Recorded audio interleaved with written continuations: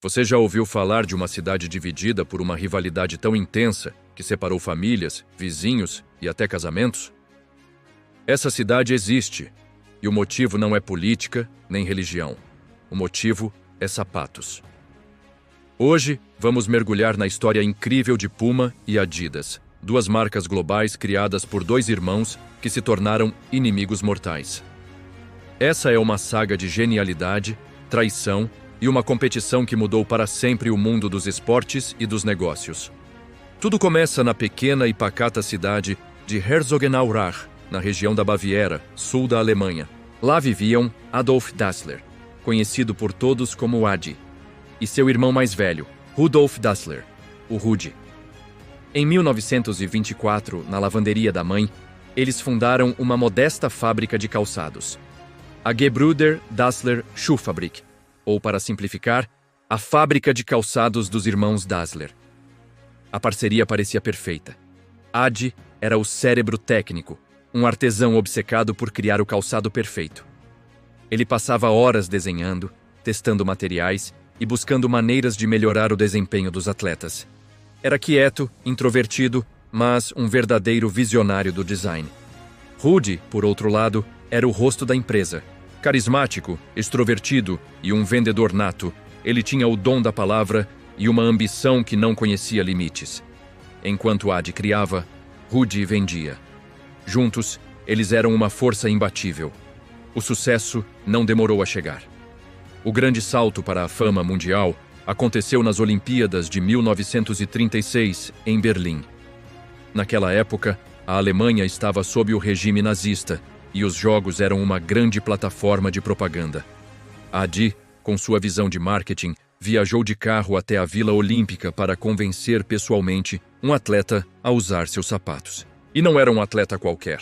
Era o lendário corredor americano Jesse Owens. Foi uma aposta arriscada, mas que valeu a pena. Jesse Owens, usando os sapatos dos irmãos Dassler, conquistou 4 medalhas de ouro, humilhando a ideologia da supremacia ariana diante do mundo inteiro. A vitória de Owens colocou os sapatos dos Dassler nos pés da história e os pedidos começaram a chover de todos os cantos do planeta. A pequena fábrica de Herzogenaurach explodiu em fama e produção. Mas enquanto a empresa crescia, a relação entre os irmãos começava a rachar.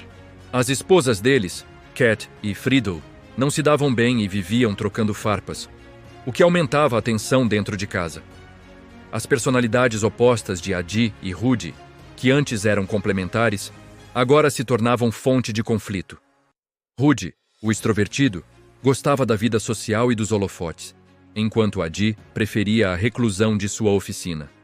A desconfiança mútua começou a se instalar, alimentada por pequenos desentendimentos e fofocas. A Segunda Guerra Mundial foi o estopim que transformou essa tensão em ódio declarado. Com a escalada do conflito, a fábrica dos irmãos foi convertida para produzir armamentos para o exército alemão. Ambos os irmãos eram membros do Partido Nazista, mas suas convicções e níveis de envolvimento eram diferentes, o que gerou ainda mais atrito. Rudi foi convocado para lutar, enquanto Adi conseguiu permanecer na cidade para gerenciar a produção da fábrica. Rudi suspeitava que Adi havia manobrado para se livrar dele e assumir o controle total dos negócios. Um episódio específico, ocorrido durante um bombardeio aliado, cristalizou o rancor entre eles. Rudi e sua família já estavam em um abrigo antiaéreo quando Adi e sua esposa chegaram para se proteger. Ao entrar, Adi teria dito: "Os desgraçados estão de volta", referindo-se aos aviões inimigos. Mas Rudi, paranoico e já desconfiado, assumiu que o insulto era dirigido a ele e sua família. A partir daquele momento, a comunicação entre eles praticamente cessou. A semente do ódio havia sido plantada e estava pronta para germinar. Após a guerra, a situação ficou insustentável. Rudi foi preso por forças americanas, suspeito de colaborar com a Gestapo. Ele estava convencido de que havia sido denunciado por ninguém menos que seu próprio irmão, Adi. Embora nunca tenha sido provado, essa crença selou o destino da parceria. Em 1948, a fábrica de calçados dos irmãos Dassler foi dissolvida. Os irmãos dividiram os bens, os funcionários e a cidade. A separação foi amarga e definitiva. Rudolf Dassler não perdeu tempo. Do outro lado do rio Aurach, ele fundou sua nova empresa. Inicialmente, ele a chamou de Ruda, uma combinação de seu nome e sobrenome. Mas logo mudou para algo mais poderoso. Puma. Um nome que evocava a velocidade, agilidade e a força de um predador. Seu objetivo era claro e singular: esmagar o irmão no mercado. A Puma rapidamente se tornou sinônimo de inovação e estilo, especialmente no futebol. Rudy era um mestre do marketing. Ele foi pioneiro em patrocinar atletas e clubes, entendendo que a visibilidade era a chave para o sucesso. Enquanto isso, Adi Dassler também seguiu seu próprio caminho. Do seu lado do rio, ele fundou a Adidas, um nome criado a partir de seu apelido e sobrenome, Adi plus Das. A Adidas manteve o foco naquilo que Adi fazia de melhor: tecnologia e performance. Ele introduziu as famosas 3 listras, que não eram apenas um logo, mas um elemento funcional para dar mais estabilidade ao calçado. A grande virada para a Adidas veio na final da Copa do Mundo de 1954, na Suíça. A seleção da Alemanha Ocidental enfrentaria a poderosa Hungria, a favorita absoluta. Sob uma chuva torrencial, os jogadores alemães entraram em campo com uma arma secreta: chuteiras Adidas com travas rosqueáveis e ajustáveis. Essa inovação de Adi permitiu que os jogadores adaptassem suas chuteiras às condições do gramado molhado, garantindo mais aderência e estabilidade. A Alemanha venceu a partida no que ficou conhecido como o Milagre de Berna. A vitória transformou a Adidas em um símbolo do renascimento alemão no pós-guerra, e a marca se consolidou como uma potência global.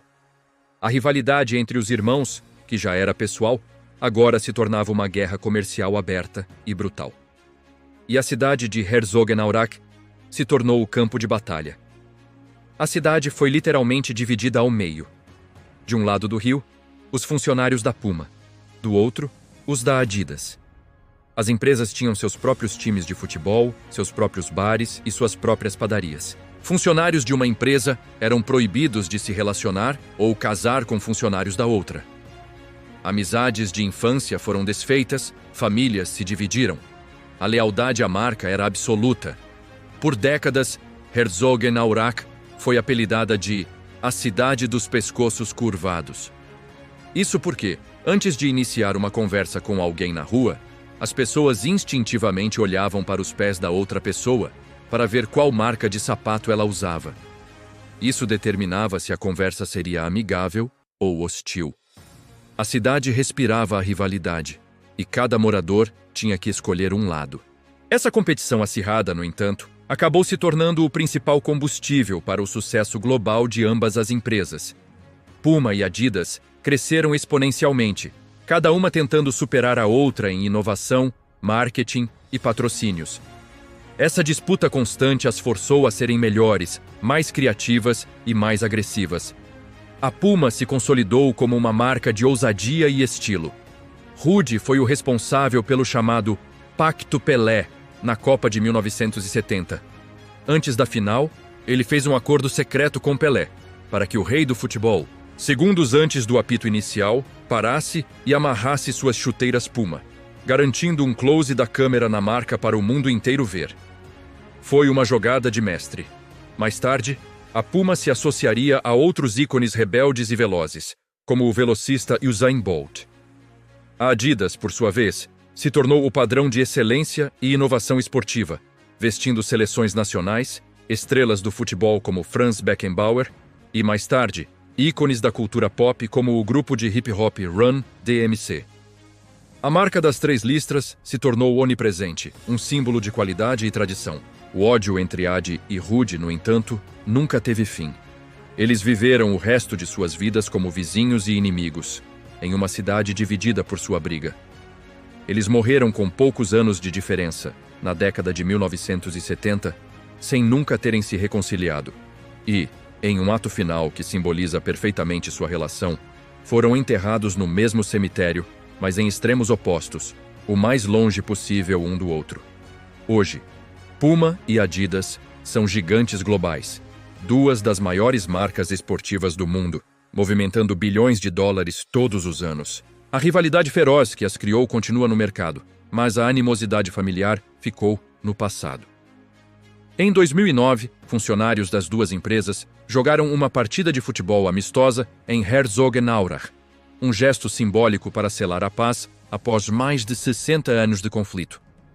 A pequena cidade alemã ainda abriga as sedes mundiais de ambas as empresas e carrega a memória da maior e mais amarga rivalidade familiar da história dos negócios. Uma história de orgulho, genialidade e divisão. Uma história que nos mostra como a competição, mesmo nascida do ódio, pode impulsionar a inovação e criar legados duradouros.